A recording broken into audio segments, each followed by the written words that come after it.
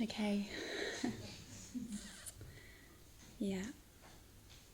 I'm going to use Gus's watch actually.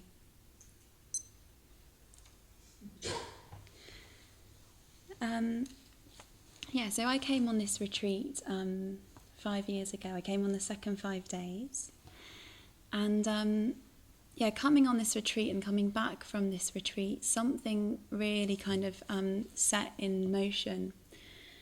And it's quite hard to kind of piece together my life and to think kind of what I've been moving towards and what I've been kind of running away from in a way. And Poppy said that I should pick one point and illuminate that in my talk. So that's what I'm going to do. And the thing that I thought that I wanted to share, really, the thread that I wanted to share with you was about my experience of how reality kind of bursts in to my life at kind of opportune moments. And in a way, the reason I'm a Buddhist is because I want to create the conditions for reality to burst in more often. Gosh, my heart's racing.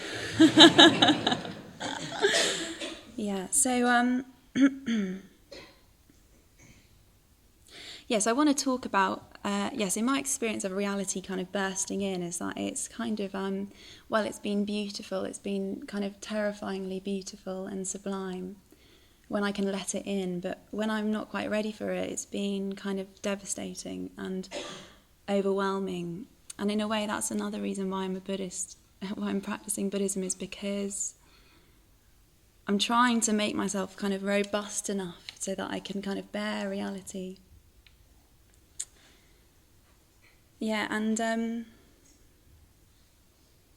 So I want to start with an image of beauty, a beautiful image.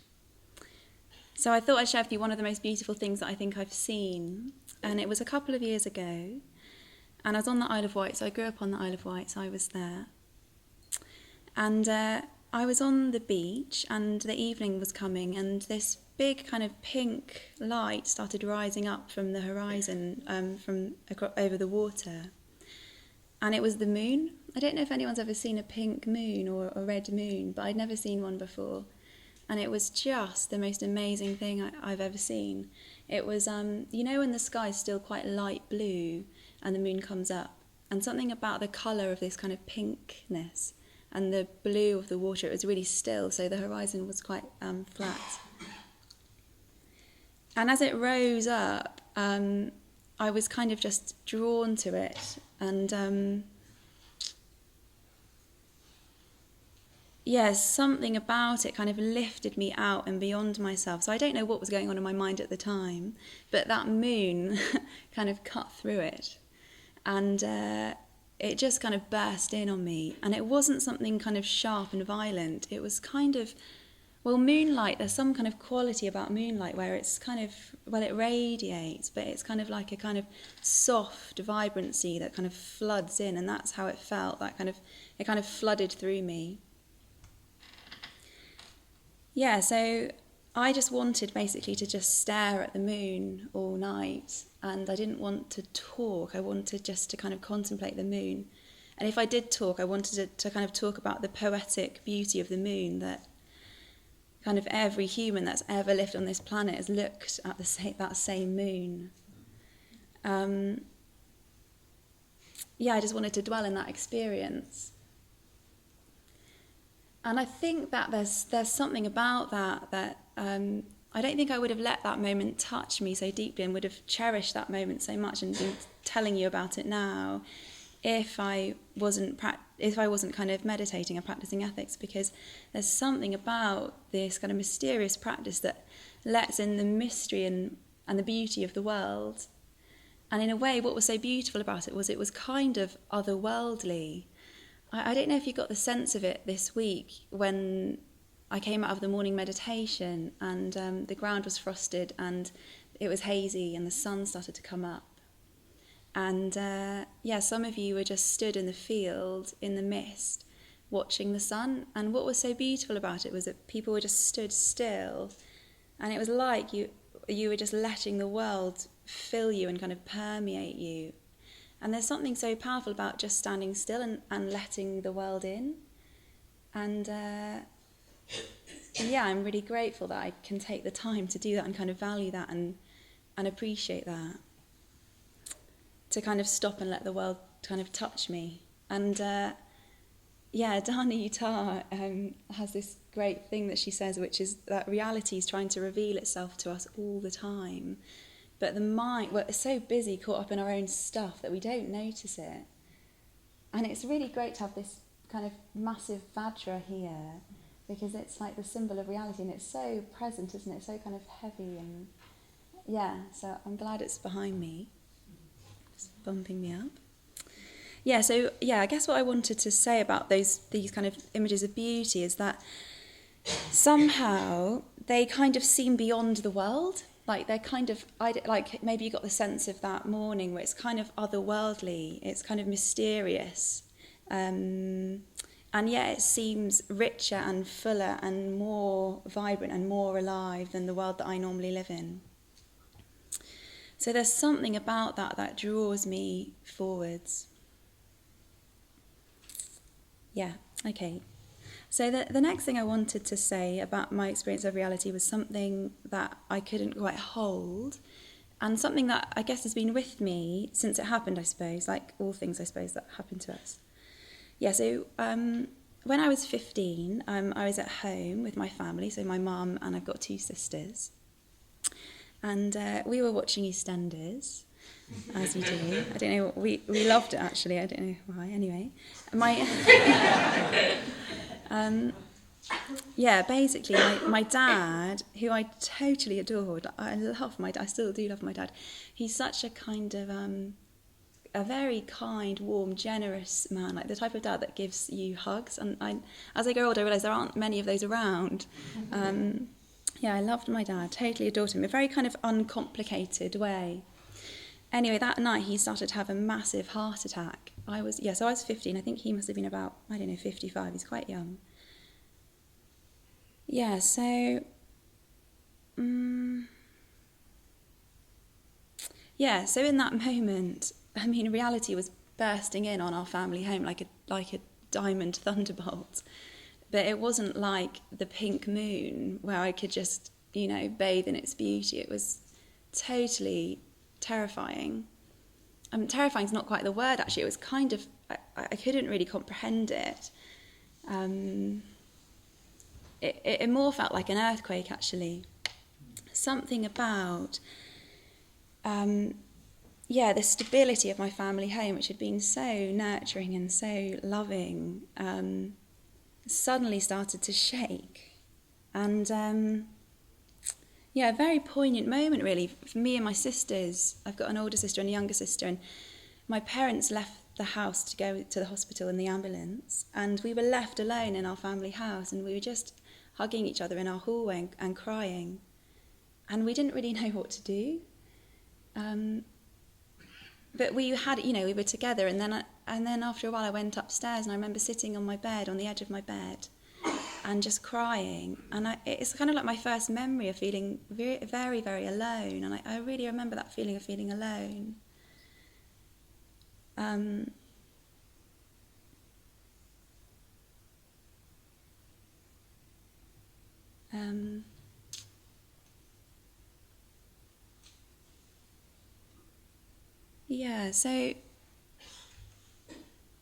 So my dad came back. He didn't die. He came back. And in a way, everything was different, and yet everything was the same. I don't know if you've had that experience before, where something like, the ground had shaken, everything had crumbled. And yet he came home, and he was quite depressed, actually, for quite a while. But once he kind of recovered his health, it's like he just went back, everything went back to normal, apart from everything, like my world was completely different. Like this kind of fantasy and this illusion of like the safe family home had completely dissolved. And I had this real sense of urgency of like, oh my God, like what the hell are we going to do about this? Like you nearly died. a bit like, what can we do so that this never happens again? It sounds ridiculous, but I really think that was what I was trying to do. Basically, I wanted to face the problem of death head on and come up with a really good strategy so that it wouldn't happen again. It's ridiculous. And it's really strange because, in a way, the fantasy of the safe, secure home had been broken, and I felt quite like betrayed by life somehow. And yet, I wanted to rebuild it, and make it safe again. So I remember sitting down with my parents, and my strategy was that, oh God, I'm spending way too much time on this. Anyway, my strategy was Dad would retire, they'd move into a caravan, me and my sisters would go and live with my auntie so that he could stop working and be less stressed. He'd have a really strict diet, and he'd do loads of exercise. And then he'd live forever. But it was but it was really weird because it felt like the rest of my family was in this weird sleep, there was no sense of urgency, and I was literally what are you going to do about this? And they were just oh, it's okay, it's fine, everything's fine, and it wasn't fine. And I thought, as I've reflected on it, I've always thought, oh yeah, they were in denial, and I was I could see it really clearly. And now I just realise, actually, I was trying to push reality away by doing all the right things and trying to fix it, because I couldn't quite bear the fact that someone I loved so much could be taken away from me like that. And and it turns out basically that my dad has this he's prone to strokes and heart attacks basically, and since then he's had something like that every couple of years. He's had 2 more strokes, another heart attack, and a really intense blood clot somewhere else in his body. And so every couple of years there's this big crisis where he nearly dies. And just he's like a ticking time bomb. And I think I couldn't bear it. It's too painful to stay in a relationship and love him so much and have it keep being taken away. And there's this beautiful poem about this woman growing flowers in her garden, and they come up and they're so, so beautiful that she can't quite bear them. She wants to kind of tear them away and rip them out of the bed rather than let the frost take them. And Bhante Sangharajka has this poem where he says that life is king, and in a way it's life and death are king, and I'm not in control. However much I love my dad, however much he loves me, we'll both die, and we'll both, we'll both be devastated actually. And that I just couldn't come into a relationship with that. Anyway, I guess I carried on with my life, blah, blah. Everything's fine, apart from you're all going to die and I'm going to die. We'll just pretend it's okay. So when I came along to the Buddhist Centre, I came along to the Buddhist Centre 5 years ago, and surprisingly, I hadn't shaken that feeling off. But it was in much more kind of less dramatic way than when I was an angst teenager. It was kind of, I still couldn't really bear life, but it was kind of I just dropped back out of life, I couldn't really see the point of it. I was tired of life. I can remember saying to my mum, I just got this new job, which I thought was going to give me loads of meaning and satisfaction, and we've heard, the disillusionment of that. I remember calling out my mum, she's like, how's the new job? And I was like, oh Mum, I just think I'm ready to retire. I just want to get a studio, I'll paint, and I'll get a garden, I'll do gardening. I'm just sick of it. And she was like, Holly, you're 25. And I just thought, God, the life's just stretching ahead of me, and what's the point? And now I can see actually what I was desperately searching for meaning, and also I was trying to run away from my problems, but I also longed for something more. So it's this kind of pattern of running away, but also moving towards, a bit my dad having the heart attack was I couldn't bear it, I had to drop away. But the moon is I'm drawn to the moon. It's I want the beauty of reality, but I can't quite bear the other side of it.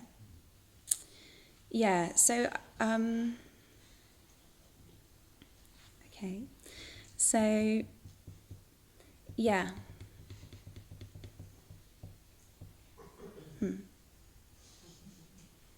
So I just want to say just a little bit about what my life was like when I came along to the LBC. So basically my solution had... Do I want to say that? Sorry, yeah, just thinking out loud. Anyway, shall I? Yeah, I don't know. Let's look at the Vajra, get some inspiration. So my solution had been to find meaning through work. I'd studied art at university, and I had for a while thought that art was kind of like the solution to the problem of life and death, because I'd experienced something of the transcendental through looking at art and making art. And basically, the dream job that I wanted to retire from after 2 months of being in it was working in a hospital as an artist with adults who'd kind of suffered brain injuries or had neurological degenerative diseases. And I thought this was it, I was going to help people and I was using creativity. And basically what I was exposed to was the most suffering I've ever seen in my life. It was very intense. So I really wanted to help. I really wanted something real. And guess what? I couldn't bear it. I couldn't bear the suffering of it.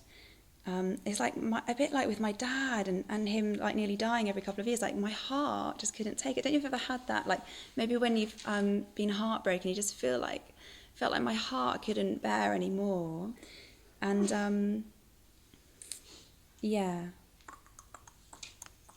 so basically, as we've heard, I guess I just need something to take the edge off of life. So I'd numb out, or I'd get intoxicated and seek relief and all the usual things, partying and drinking and drugs and friends and lovers and basically anything that was instantly gratifying I turned towards. And I just couldn't understand why I wasn't happy and why I felt so disconnected. And and in that time I developed kind of a horrible eating disorder, which was taking up so much of my time and so much of my energy. And the reason I mention it is because I was so clearly building my own prison with the eating disorder, my relationship to food and my body. I could see really clearly that I was building my own prison, and I desperately wanted to escape it. But I just didn't know how, and it felt like such a big problem, and I just wanted it to go away. So I came to the LBC, and I came on this retreat, and I wanted all my problems to go away.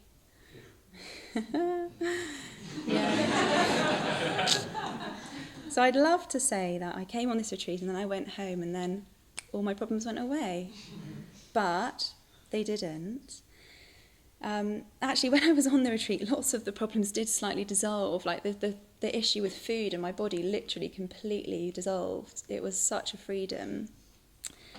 And I felt really connected to the people here. And and then I went home, and I was kind of dreading going home to kind of face my life.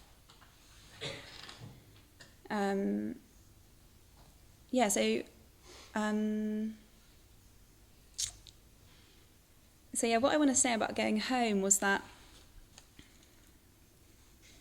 what do I want to say about going home? Hang on.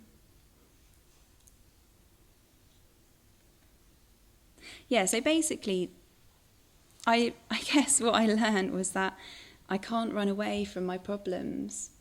And in a way, thinking of them as problems is the problem, and trying to push them away, that's the problem. They're not really problems. And, death isn't really a problem if I can hold it in the right way. And so basically it was a slow journey where I'd go home, my habits were very strong, and I'd battle against them, and then I'd surrender, and then gradually, bit by bit, things changed, and I just put myself in better and better conditions, and one of those conditions would just be meditating every day. Another condition would be going to the Buddhist center every week, building more friendships. And in a way, I started to see that I could help to shape the direction of my habits.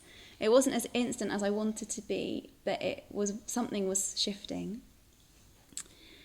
And and I just wanted to end by just telling you about my granddad, because it feels like it's a fusion of both of these things somehow. So 2 months ago, my granddad died, and I went to go and look at his body, and I'd never seen a dead body before. And I don't know if you've ever seen a dead body, but when I was in the hospital, I walked into the room, I kind of gasped at the stillness, and it's so kind of strange to see a lifeless body, and yet it's like I felt so vibrantly alive being with him. And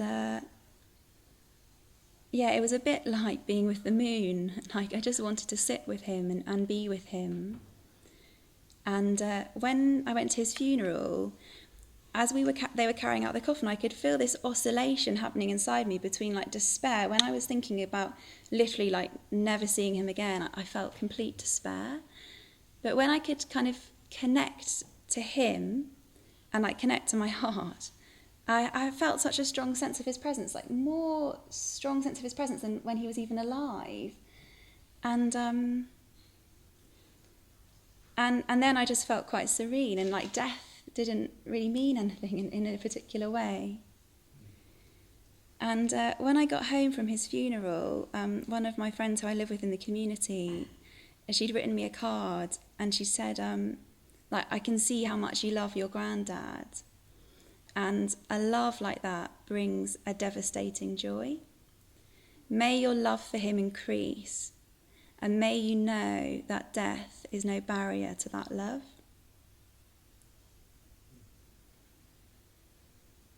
So in a way it's like, that's why I'm a Buddhist. Like, I live with a woman who writes me a card like that when I get back from a funeral. Seriously. And, I've asked that woman to ordain me. And there's something about like,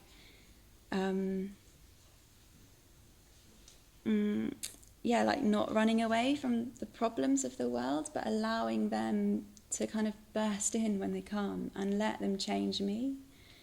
And I'd love to say that now I'm not afraid to kind of love, but I am afraid to love. But something else that Dani says to me quite often is not to give up.